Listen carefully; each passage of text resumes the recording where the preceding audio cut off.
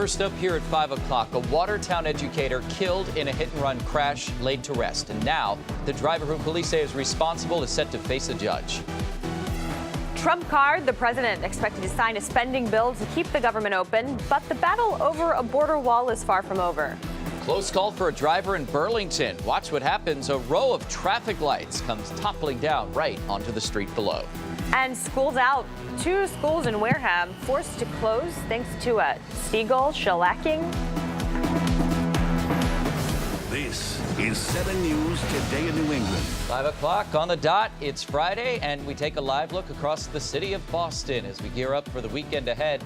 And we appreciate you waking up with us here on the news station. I'm Chris Anderson. And I'm Caitlin McCauley. If the weather this morning is any indication of how nice it's going to be later, I think that would be good. It's not too cold out there, not too windy, Chris. Yeah, we have that going for us, right? The mild air trying to work on in, already above average for the start of the day here in the city of Boston, and only going up from here. 35 in town right now, 29 in Worcester, 25 out there in Fitchburg. Do have mainly dry conditions prevailing at the moment here in southern New England, but there's a little bit of snow and rain off to the west of us. Can't rule out initially this morning a couple of sleet pellets or snowflakes mixed in across northern Worcester County, southwestern New Hampshire, but this is predominantly going to be a few showers that has to work on throughout the day, especially mid-morning through the afternoon. Not to say it's going to rain the entire time. You can see the nature of the game. The showers are going to be scattered, so we'll have a lot of clouds around, some unsettled weather, but all in all, a mild day. Temperatures near 50 degrees by the time the kids ride home from school here, and we're talking about low 50s widespread this afternoon. Cooler over the weekend, but we dry it out. We'll take a look at those numbers ahead. Okay, it's just after 5 o'clock, and we need to get a first look at your morning commute. Here's Elena Pinto with Fast Track Traffic. Chris, good morning, everybody. The Pike looking fine, and Austin looking fine all the way in from 495, to be honest. If you're coming in on 93, that's looking pretty good, too. Zachem Leverett connector, almost empty, I would say. Very green on the maps. No crashes, no breakdowns, and the expressway is looking express, too. Your drive time should be fine, just about 10 minutes from 128 in every direction. If you're taking the trains, they're on time. All right, we are following breaking news from overnight. Firefighters responding to a 2-alarm fire in Dorchester. This is on Toplift Street. You can see the heavy response from the fire department this morning. There were 9 adults and 2 children inside the house at the time. Everyone did make it out safely. Happening today, now a Norwood man will face a judge charged in connection with a fatal hit and run that happened a week ago today, right at an intersection in Somerville. 40-year-old Allison Donovan was walking with a friend when they were hit in the street by a vehicle. Donovan, as a longtime educator in Watertown School District, was killed on impact. The driver was arrested yesterday after police officers spotted a truck believed to have been involved in that deadly crash. Yeah, and he could face more charges as the investigation continues. 7's John Coco is live at the Somerville District Court with more. John. So, Caitlin, later this morning, that suspect is set to appear right here in court. The DA says he was found thanks to a Tufts University police officer who happened to notice a truck that fit the description with front-end damage. Finally, an arrest in the fatal hit-and-run that took the life of 40-year-old Allison Donovan. Middlesex District Attorney Marion Ryan, along with the Somerville Police Department and Mayor, making the announcement yesterday. Earlier today, Edward Clark, age 55, of Norwood, has been arrested and charged with leaving the scene of an accident causing death. It happened on the corner of Powder House Boulevard and Harding Road in Somerville just after 7 Friday night. 2 women were walking across the street in a crosswalk when they were hit by a truck. The driver never stopped. Both women were taken to the hospital. One survived, but Donovan, a Watertown teacher, died from her injuries. Investigators have been working around the clock to find the driver of this black Ford F-150 when they got their break in the case Thursday afternoon. Today, a Tufts University police officer located a truck with front-end damage consistent with that description that had been made available. With that truck, investigators also located Clark and placed him under arrest. The family is grieving, and this community is grieving. From anyone who's known Allison Donovan, they'll tell you she was the most sincere, compassionate, and loving person. She touched many lives, not just in Somerville, but other communities where she taught and she was an educator or volunteered. So right now, this investigation is continuing, and more charges could be issued. That's the latest live here in Somerville. John Coco, 7 News, Today New England. Cambridge police are warning people about stranger danger. They say there have been 2 recent incidents in which young girls were approached by strangers. The most recent was Wednesday. Police say a man went up to 2 young girls near Pleasant and Auburn Streets, asked for directions, and grabbed one of the girls' arms. 2 sisters walking together and having a conversation with someone who just started out with asking about directions and was within close proximity to them where he could grab one of their arms and walk them down several streets to the point where they ended up near an alleyway in which he was looking for them to go down that alleyway, and they said no. And at that point, he released their arm and they fled. Police say the other incident happened a few weeks ago in the same area, but are likely unrelated. Politics this morning and the latest on the government shutdown. It's been averted. House Speaker Nancy Pelosi signing a spending deal that will keep the government open, with President Donald Trump expected to sign it today as well. But the deal does not fund the president's proposed border wall. So he says he's going to also declare a national emergency in order to bypass Congress to reallocate other government funding in an unprecedented move that could have far-reaching political implications. For more on what those implications might be, let's go to 7's Kim Lucy with all the details. Kim? Well, Chris, noticeably missing from this spending bill that avoids the government shutdown, any mention of the word wall. It provides some money for border barriers, but far less than what President Trump was asking for. He is expected to sign it, but then declare that national emergency.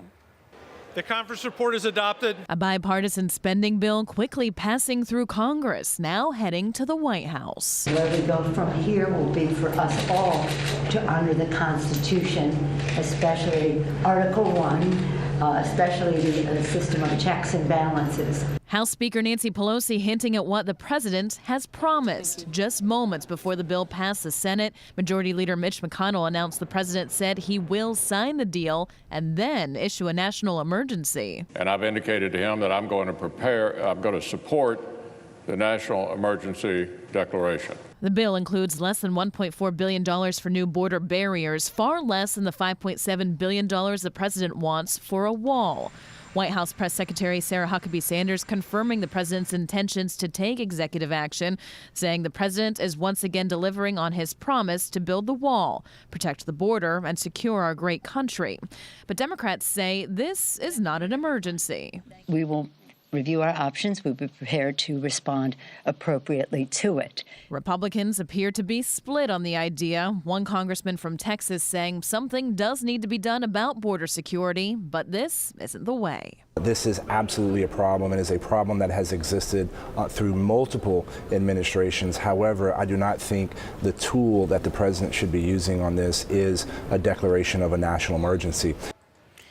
Now, the total amount the president is set to announce for the wall in that declaration expected to be at $8 billion. That includes money from 2 accounts marked to fight drugs and funds from the military construction budget. That money typically used to upgrade bases and facilities for our men and women in uniform around the world. The announcement set for the Rose Garden at 10 a.m. In the newsroom, Kim Lucy, 7 News Today in New England. We are following more news today. Authorities say they've arrested someone in connection with a deadly stabbing in Fall River. A 16-year-old was arrested in Rhode Island. First responders reportedly found a 17-year-old boy lying on the floor, suffering from a stab wound. He was rushed to the hospital where he later passed away. And a car goes up in flames in Taunton. Take a look at this video of that fire, and you can see those flames shooting into the air. This happened in the area of Industrial Drive. The fire spreading quickly to the vehicle parked next to it. No one was hurt. It was lights out in Burlington. A traffic signal comes crashing down. Look at this, right onto the street below, nearly hitting a driver. Police say that they've never seen anything like that. Imagine being in that car. 7's Kerry Corrado live this morning with more on that very close call. Kerry. Well, Chris, this was a very scary situation. Those traffic lights just missed a driver. Right now, crews are trying to hang those lights back up just in time for the morning commute. Surveillance video capturing the moment a strip of traffic lights snap and come crashing down into the streets of Burlington. It was a close call for many drivers. That's absolutely terrifying. The large lights just missing drivers. You can see one car pass around the same time the scary scene unfolded. The nearby dealership caught the moment the lights dropped around 1 Thursday afternoon. It's safe to say there'd be hundreds, if not thousands, of cars coming through there on the hour. So we were quite fortunate that nobody was under that cable when that cable came down. The cable itself was suspending the traffic signal lights, and I imagine that they have quite some weight to them, so it's very fortunate nobody was underneath it. Crews moved the lights to the side and worked into the night repairing the cable. They tried to work quickly to avoid any traffic interruptions. I have never seen it in over 20 years where a cable came down, especially in such a major intersection like that. I mean, telephone wires come down, cable wires, even power lines. But to see something that is that involved with that much structure on it is something we have never seen before. So it's unclear what caused the cable to fail, but police say a crash did not cause this. Again, crews trying to repair those traffic lights, and it looks like they should be wrapping up pretty soon. Reporting live, Carrie Corrado, 7 News Today, New England. Also on 7, former Massachusetts Governor William Weld could be weighing a presidential run in 2020. He will be speaking at an event in Bedford, New Hampshire this morning, where he's expected to talk about his status as a potential candidate. He's a Republican. He was governor from 1991 to 1997. Hudson parents protesting the opening of a new pot shop in town. The business is requiring customers to park in a nearby parking lot and take a shuttle bus to the shop right now. But that parking lot is just a block away from an elementary school, and that concerns some of those parents. The Temescal Wellness Pot Shop opened its doors for business Wednesday. They're using the shuttle system to avoid traffic issues seen at some of the other dispensaries. Some parents aren't happy. I don't think it belongs anywhere near school zones. Kids might be walking home, they might be curious. I just don't think it's a good idea just having them anywhere this close. I think the town needs to rethink what they're doing and start thinking about the future, which are our children. Some parents in town are considering a petition to relocate the dispensary's parking lot away from any schools. It's 5:11 on the news station this morning. So much more still ahead, including pulling the plug. Amazon has decided not to take a big bite out of the Big Apple. We'll tell you what this decision is all about. Seagull shut down. 2 schools in Wareham forced to close after some bird behavior caused significant damage. And later, a windshield shattered after it was hit by a flying chunk of ice. How it also injured a 6-year-old girl. Mild air moving in on this Friday, but we'll track a few showers to go along with it, the timing of them, and what to expect over the weekend. Ahead in the forecast. Roadways are looking good so far this morning. I'll have your full traffic report after the break. Stay with us. 7 weather with meteorologist Chris Lambert. All right, 5:15 on this Friday morning. Good morning, everyone. Starting off quiet in the city of Boston, 35 degrees, so we're above freezing. You notice the wind, it's out of the southeast at 15 miles an hour. That turns more to the south, and that's going to grab some mild air and throw it right through southern New England. Although initially it is below the freezing mark, down into the 20s from Nashua, New Hampshire, out to Fitchburg, up into Jaffrey, New Hampshire, running low to mid 20s there. So it is a bit of a cool start the farther north and west you go. There's your wind, sustained at 15 miles an hour in Boston, lighter through Metro West, so it takes a little time to scour out some of the colder air across northern Worcester County up into southern New Hampshire. And as a little more moisture works on in, wouldn't be surprised initially just to see a little bit of snow and ice into the mix briefly here early this morning, well to the north and west. But predominantly we're talking about rain showers through the day. Not to say it's going to rain all day, but we'll have some scattered showers to contend with. So keep the umbrella handy. We'll catch our dry breaks too. Just have it on standby. See that 50 in Pittsburgh? This is the mild air that's going to be working on in as we get into the afternoon and early evening hours. So again, for most of us, especially inside 495, it's just a few scattered showers through the day. You get across northern Worcester County, perhaps the northwest corner of Middlesex County, up toward Nashua, New Hampshire. Briefly could see a little bit of a icy mix this morning. Just a tiny bit of it to give you a couple of slick spots before going over to a few showers. So it's a mild day today. Front crosses us overnight tonight, clearing it out for tomorrow. Seasonably cool. Temperatures running in the lower 40s, just a smidge cooler than that as we get into Sunday. Sunday during the day is dry. Well, we'll watch for Sunday night and early Monday. There may be a little bit of moisture tries to sneak up into southern New England. And if that's the case, overnight Sunday into early Monday, can't rule out a little bit of snow shower activity or some flurries out there. And then a more substantial storm likely trying to get in here sometime late Wednesday night into Thursday. And that would be the next best chance of seeing some some snow going over to mix and over to rain. Doesn't look like a pure snowstorm at this point. 44 to 53 today. 44 in the Worcester Hills. Low 50s across eastern Massachusetts. Showers around scattered about. 28 to 36 tonight. These numbers not until late. This evening is going to be mild. I still think we're in the low 50s for much of the evening. And then tomorrow, not a bad day at all. Mostly sunny skies. Temperatures upper 30s in the Worcester Hills, low 40s in the city of Boston. And here's a 7-day forecast. You know, no big storms through the weekend into early next week, although we'll track that system here late Wednesday. But it looks right now more likely toward Wednesday night into Thursday, guys. All right, time now for Fast Track Traffic on this Friday with Elena Pinto. Hey, Elena. Caitlin, good morning. Good morning, everybody. We'll start with the live look at 93 in Somerville. Looking fine here. Still very green on the maps, but we do already have a crash up in Reading. It's a car on its side, so almost a rollover in 128 southbound near the exit to Route 28. It just happened, so there could be a delay starting to form leading up to 93. Just keep that in mind, but overall, it's going to be a fine commute. Your drive time just about 10 minutes across the board if you are taking the trains in. They're on time. Also this morning now, a seagull shutdown. Wareham Middle School closed for the rest of the week because of a leaking roof, and it turns out it was a group of hungry seagulls behind the problems. Officials say the birds have been dropping shells on the school's roof to try and crack them open, and instead they tore the roof off, and that's what caused the major leak. Water had gotten into a few of the classrooms, into the carpet. One of the IT rooms with some computer equipment and their hard drives and motherboards and whatnot had some damage. You ever heard of a seagull causing a leak? This is the first. Well, officials are hoping the roof will be fixed later this month by the time students return from February vacation, which kicks off. Today's the last day. Yeah. And then they get to celebrate. Yeah. Well, it looks like the roof took the brunt of that damage. Well, seagulls. Who'd have thunk it? Creative. All right, coming up on Today in New England, dialing it down, how General Electric is scaling back plans for the seaport.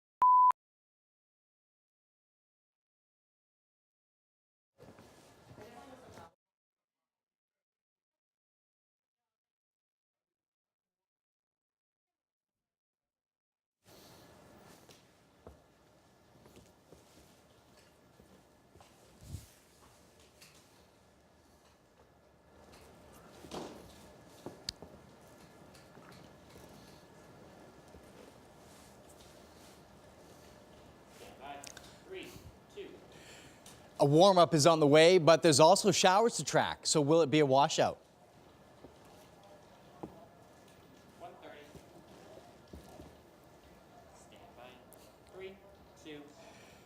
Scattered showers moving in for a relatively warm day in February. How the weekend is looking. Let me do that one again, sorry.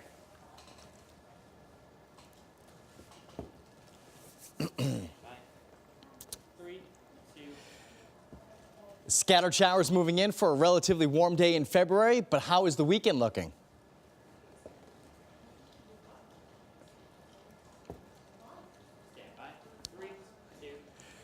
A Friday warm-up with a few showers. How long the rain will stick around?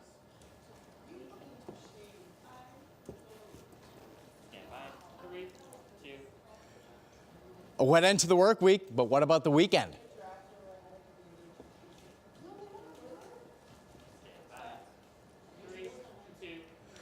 Plus, ending the work week with a few rain showers when they'll move out.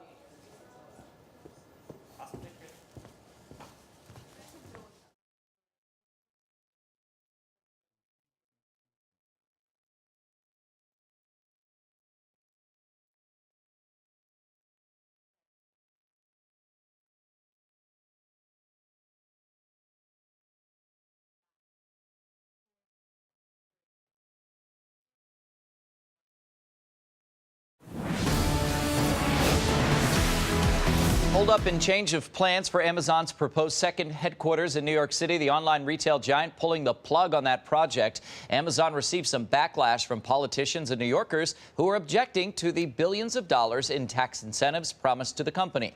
Amazon will still open a headquarters as planned in Virginia. Amazon said that after much thought and deliberation, we've decided not to move forward with our plans to build a headquarters for Amazon in Long Island City, Queens.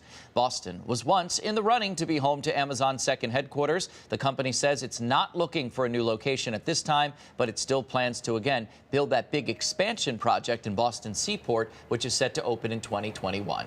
And a change of plans for General Electric. The company is scaling back its plans to build a new world headquarters in the Seaport. Instead, they'll move to 2 existing buildings that are being renovated.